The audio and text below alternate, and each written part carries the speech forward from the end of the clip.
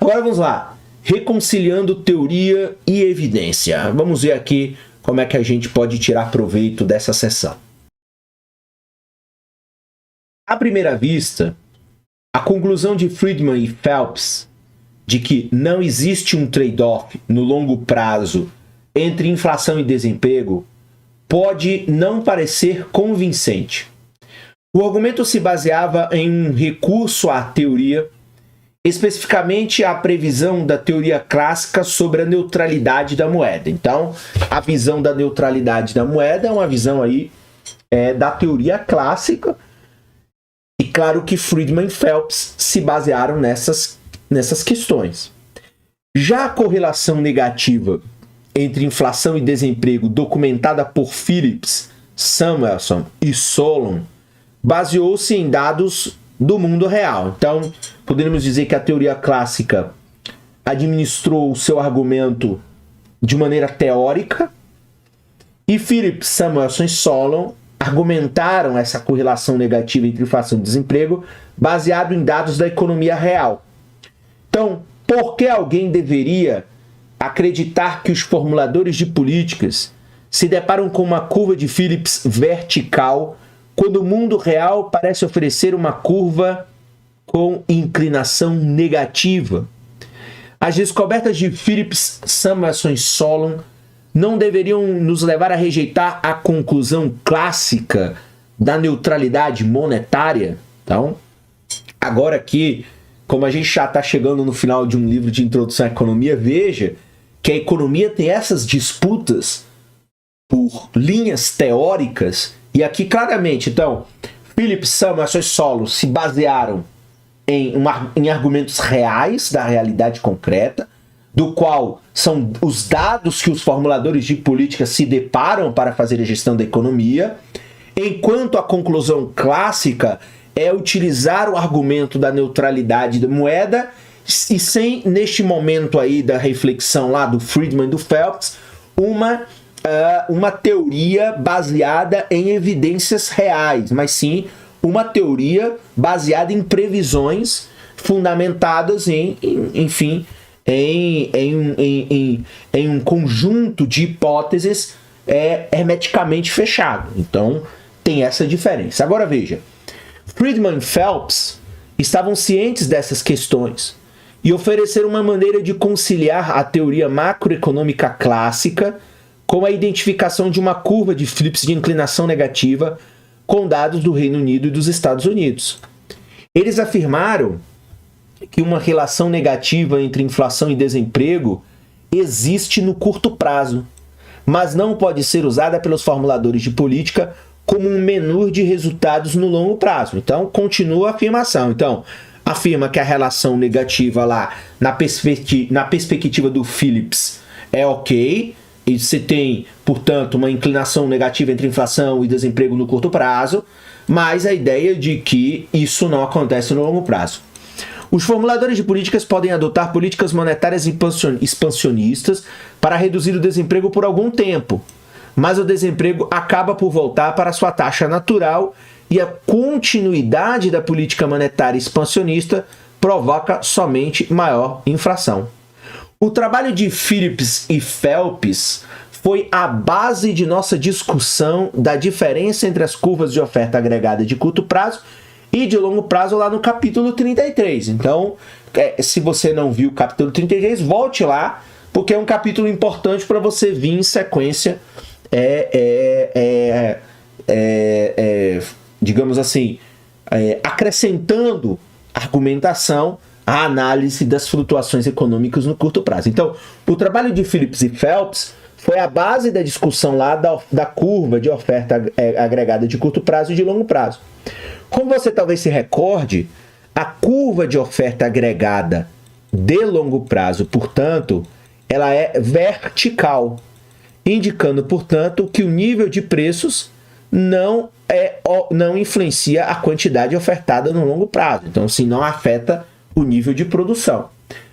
Contudo, a curva de oferta agregada de curto prazo, ela tem inclinação positiva, portanto, indicando que um aumento no nível de preços aumenta a quantidade de bens e serviços que as empresas ofertam. De acordo com a teoria da rigidez de salários da oferta agregada, por exemplo, os salários nominais eles são estabelecidos antecipadamente com base no nível de preços que trabalhadores e empresas esperam prevalecer. Então, quando os preços estão mais altos que o esperado, as empresas têm um incentivo, portanto, a aumentar a produção e emprego. E quando os preços estão menores que o esperado, as empresas elas reduzem a produção e o emprego, aquilo que a gente já viu aí nos capítulos anteriores. Contudo, como o nível de preços esperado e os salários nominais, por fim, irão se ajustar, a relação positiva entre o nível de preços reais e a quantidade ofertada existe apenas no curto prazo. Volte aí no capítulo 33 e 34, se esse parágrafo não ficou claro. Esse parágrafo ele está resumido do que a gente viu nos capítulos anteriores aqui dentro da parte número 12 do livro de Menkil. Então, você tem, portanto, essas questões de curto prazo. Friedman e Phelps aplicaram, portanto, essa mesma lógica à curva de Phillips. Então, essa lógica aí em relação às expectativas que os agentes econômicos têm, né? Se o preço está acima do esperado ou está abaixo do esperado, o comportamento ele muda no curto prazo. Da mesma maneira que a curva de oferta agregada só tem inclinação positiva no curto prazo, o trade-off entre inflação e desemprego só se sustenta no curto prazo. Então, eles vão pegar a lógica lá da curva de oferta agregada, né, de curto prazo, e aplicar a lógica da curva de Phillips e mostrar, olha, essa inclinação positiva, ela só então, da mesma maneira que a curva de oferta agregada só tem inclinação positiva no curto prazo, o trade-off entre inflação e desemprego só existe no curto prazo. No longo prazo, não existiria esse trade-off entre inflação e desemprego na visão dos clássicos. E da mesma maneira que a curva de oferta agregada de longo prazo ela é vertical, a curva de Phillips no longo prazo também é vertical.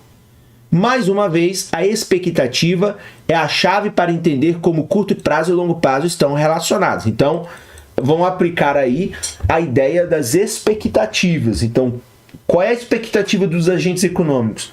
Mais inflação ou mais desemprego? Então veja, Friedman e Phelps introduziram uma nova variável do trade-off da relação entre inflação e desemprego, que é a chamada inflação esperada.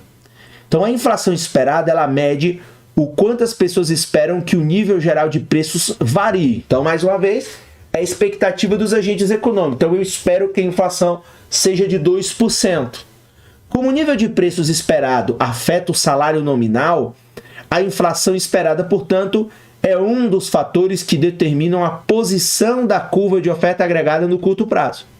Então, no curto prazo, o Fed ele pode tomar, por exemplo, a inflação esperada e, portanto, a curva de oferta agregada de curto prazo como dada. Quando a oferta de moeda muda, a curva de demanda agregada se desloca, a economia se move ao longo de uma curva de oferta agregada no curto prazo dada. Então, no curto prazo, portanto, quando você faz alterações na quantidade de moeda na economia, isso vai levar a flutuações inesperadas na produção, consequentemente, flutuações inesperadas nos preços, no desemprego e na inflação.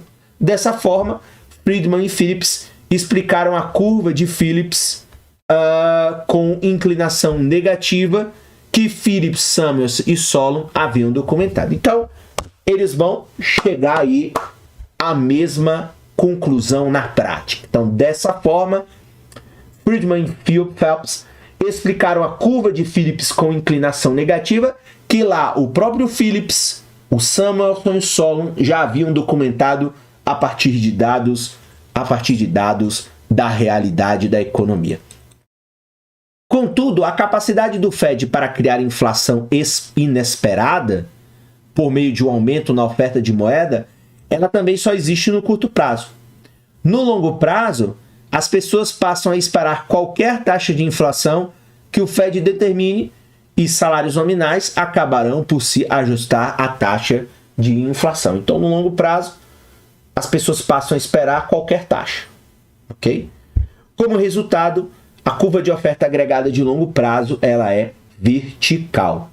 Nesse caso, as variações na demanda agregada, como aquelas devidas a alterações na oferta da moeda, elas não afetam, portanto, nem a produção de bens e serviços da economia, nem o número de trabalhadores que as empresas precisam contratar para produzir. Então, veja, as variações da demanda agregada, né? Ela, como aquelas que são devidas a ofertas, alterações na oferta de moeda no curto prazo, elas não acontecem no longo prazo. Portanto, volta lá aquela ideia. Friedman e Phelps concluíram que o desemprego retorna a essa taxa natural no longo prazo. Mais uma vez, a ideia de que mesmo que o Banco Central produza inflação inesperada a partir de uma oferta de moeda inesperada, você vai ter os ajustes lá no curto prazo, né? Mas no longo prazo, esses ajustes acabarão resultando, mais uma vez, em não influenciar ou não afetar as variáveis reais como produção. Então, não afeta nem produção, nem a questão do desemprego. E aí, o Friedman e o Phelps dizem que o desemprego, neste caso, de longo prazo, se mantém mais uma vez na taxa natural de longo prazo, o que na análise de Friedman e Phelps é a manutenção da neutralidade da moeda nos seus argumentos, ok? Pois bem, a coisa está ficando complexa, são muitas coisas que o capítulo vai abordando, é importante que você volte se for necessário, vá assistindo passo a passo, enfim, faça suas anotações, porque esse é um conteúdo que, principalmente para quem não é de economia, como pessoal de administração, pessoal de contabilidade, né, ou outras áreas que estão estudando economia, né, mesmo que de maneira em uma disciplina introdutória, consequentemente você tem aqui várias questões que você precisa organizar aí mentalmente e, digamos assim, didaticamente no seu caderno, nas suas anotações, para que você não se perca em